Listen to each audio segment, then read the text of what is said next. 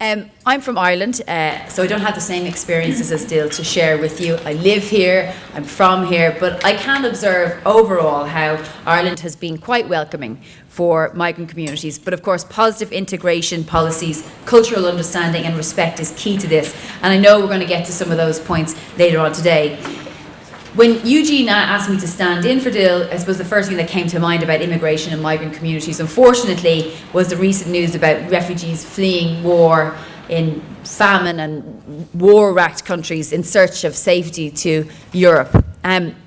What I can bring to the table, I suppose, is that I travel extensively for my job. I go to the Middle East, to Africa, I've been to Congo, Ethiopia, and South Sudan, a country at the moment that's in the midst of another huge civil war. Just to give you an idea, a report from just before Christmas showed that in South Sudan, it's one of the worst conflicts seen in the region for some time now. There's a continuous rise in child soldier recruitment, rape as a tool of war, and abject political and now tribal violence. But it's also a place that people are fleeing in their droves, mainly to neighbouring Ethiopia, but some are finding their ways on the type of boats we've seen across the Mediterranean into Europe. And it's a key question that we have to ask ourselves these days, whether we're willing to help migrants in life or death situations by opening up our services and country and allowing them to survive and supporting them with dignity. Are we ready, I suppose, is the question that I would ask as a society to allow immigration from other countries be a part of Irish society, whether the immigrants are from the EU, whether they're from outside the EU, whether they're here in need of safety, or they're coming as clinicians or consultants to our hospitals. Are we readily prepared to embrace immigration here to Ireland?